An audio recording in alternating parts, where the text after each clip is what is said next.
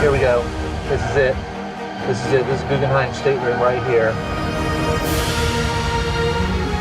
On April 10th, 1912, the Titanic set sail from the port of Southampton. Its destination was New York City, USA. It was a massive, modern, and luxurious passenger liner, a marvel of engineering unveiled at the dawn of the 20th century. Cutting through the waves like a hunter's arrow, it surged forward toward its objective. The ship's greatest source of pride lay in its exquisite design and unparalleled luxury. However, when it collided with an iceberg in the open ocean, all the pride of this unsinkable vessel was shattered. Within a mere 4 hours, it sank to a depth of 13,000 feet beneath the waves. In the wake of this disaster, approximately 1,500 of the 2,200 passengers on board lost their lives. This tragic death toll was largely a consequence of the prevailing belief that the ship was unsinkable, which had led to a dangerously insufficient number of lifeboats being provided. For nearly 70 years following the accident, the Titanic remained undiscovered. However, in 1985, with the aid of the submersible DSV Alvin, the wreckage of the Titanic was finally located on the ocean floor. Since then, numerous expeditions have been conducted within the sunken hull of the Titanic using submarines and underwater robots. These explorations have yielded countless artifacts and mementos, tangible links to the victims of the tragedy. In today's video, you will witness some incredible discoveries retrieved from the rusting interior of the Titanic. Finds accompanied by backstories that are both heartbreaking and chilling. A love letter. When Titanic cabin attendant Richard Giroux was deeply missing his beloved, he decided to write her a love letter. Tragically, however, Richard's wife never received the letter her husband had penned. Along with sharing his feelings of love, Richard included a few additional lines in the letter, details that remained unknown to the public until 1985. Written in this letter is the revelation that, just days before striking the iceberg, the Titanic had narrowly avoided a collision with another vessel named the SS New York. In fact, the powerful suction generated by the Titanic's propellers had snapped the mooring lines of the SS New York, causing the latter ship to drift perilously close to the Titanic itself. Captain Smith skillfully maneuvered the New York away with the aid of a tugboat. Richard chronicled this incident in a letter to his wife. In other words, the passengers had witnessed ominous signs right at the very beginning of the Titanic's voyage. The pocket watch. A Russian couple, Sinai Cantor and his wife Maria, were second-class passengers. However, when the Titanic suddenly struck the iceberg, Sinai attempted to board a lifeboat with his wife, but the officers had issued orders that women and children were to board the lifeboats first. Consequently, Sinai helped his wife into a lifeboat and, with tear-filled eyes, bade her a final farewell. Yet, a watch, a gift from his wife, remained in his pocket. As fate would have it, Maria survived that day.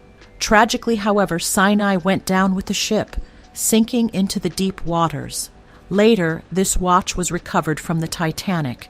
The time on the watch is marked in Hebrew numerals. The most astonishing detail is that the hands of the watch stopped at precisely 1:45 a.m., the exact moment the Titanic sank. Prior to this horrific disaster, the couple had shared a dream: to obtain American citizenship and start a new life there. Sinai had aspired to study medicine in America, while his wife, Maria, intended to begin a career as a dentist. The violin. Many of us have heard the heart-touching story of the Titanic's band.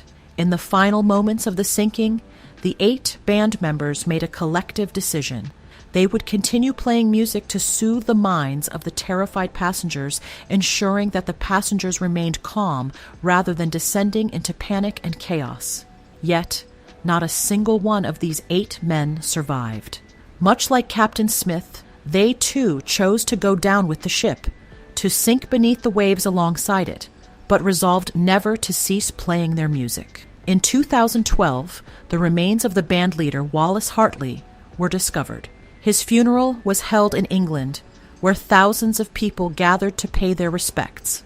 A few years prior to this discovery, in 1990, a leather bag was recovered from the Titanic. To this day, no one knows what lies inside it. However, when researchers opened the bag, they discovered a violin inside. The researchers believe that this violin belonged to Wallace Hartley's band. These musicians had strived tirelessly, playing music right up until their final moments in an effort to soothe the minds of the passengers. According to witnesses, their final piece of music was "Nearer, My God, to Thee." Wallace Hartley was the leader of this very band. Inscribed on the violin recovered from the leather bag were the words, "For Wallace on the occasion of our engagement from Maria." This signifies that the violin was a gift from his fiancée. They cleaned the instrument and returned it to his former fiancée, Maria Robinson. Just imagine how overjoyed Maria must have been to hold her beloved's violin in her hands once again. The violin remained in Maria's family's possession until the year 2000. In 2013, it was sold at auction for $1.7 million, making it the most valuable artifact ever recovered from the Titanic. The ticket.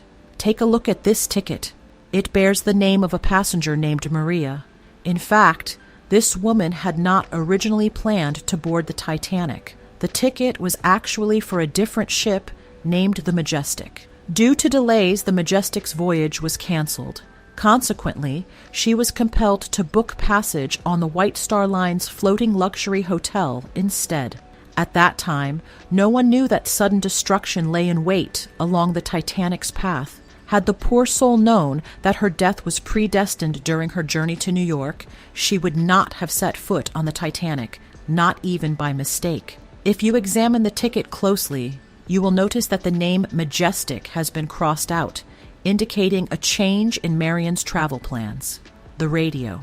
To this day, it has not been possible to recover this artifact found amidst the wreckage of the Titanic. Even now, debates persist regarding the recovery of this radio.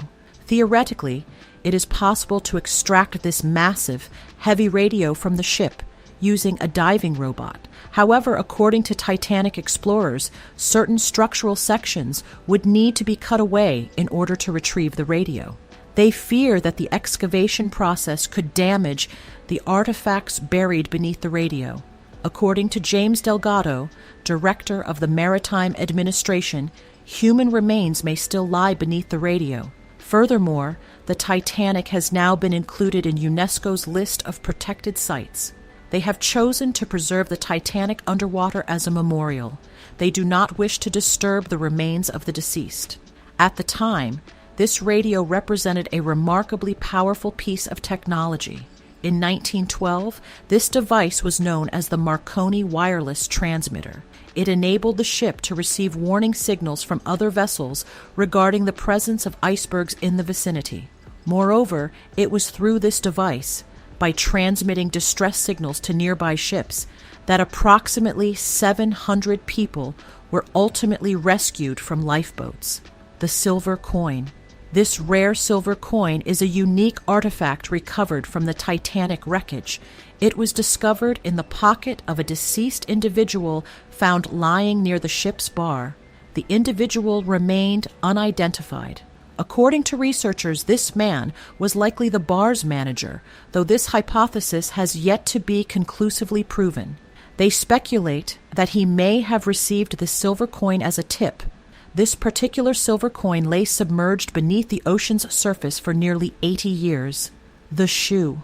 Not only the coin, but this discovery as well has been included in the list of rare artifacts recovered from the Titanic. The reason is that, to date, only a handful of boots have ever been found, and those that have been recovered are almost entirely deteriorated. Although the toe of this boot has been damaged by marine creatures, a mere glance at it allows one to imagine just how formidable the power of nature can be. When nature assumes its wrathful form, it can, in an instant, reduce a cheerful, vibrant individual to dust. Looking at these garments and footwear, it becomes abundantly clear that, in the face of nature's might, we are utterly insignificant. And undoubtedly, the oceans of our planet represent one of the most immense natural forces on Earth, the engine telegraph. This engine telegraph was recovered in 1987. At the time, this machine represented a piece of cutting-edge technology for that era. One might even liken it to the walkie-talkie of its day. The device was used to transmit commands to the engine room.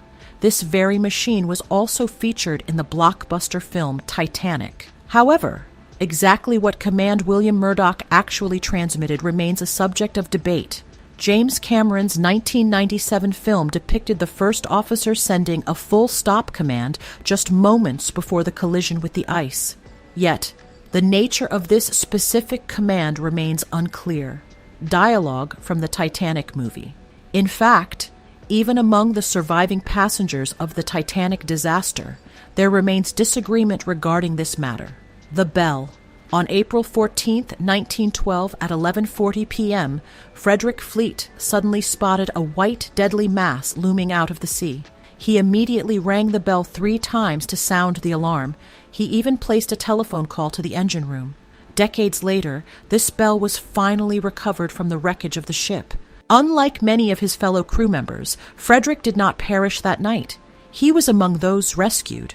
Later, during an interview, he was asked about the iceberg. However, his response was somewhat vague. According to him, due to the foggy conditions that night, he could not discern anything clearly. Yet, suddenly, a block of ice, roughly the size of 2 football fields, loomed directly before him. He could not even say for certain how many minutes prior to the collision he had actually sighted the iceberg. In 1965, following the death of his wife, Frederick took his own life.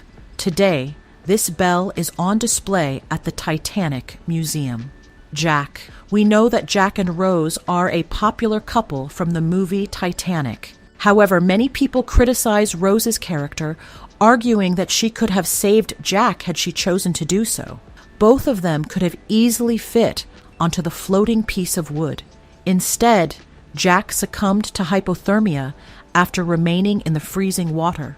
That, however, was merely a scene from the movie. In reality, there was no such love story among the couples aboard the Titanic. Nevertheless, there was indeed a real Jack on the ship at the time, a man named Jack Dawson. His body was recovered that very night. He was a first-class passenger and was subsequently laid to rest in Nova Scotia. That brings us to the end of today's segment. For now, I bid you farewell. We shall meet again in the next episode.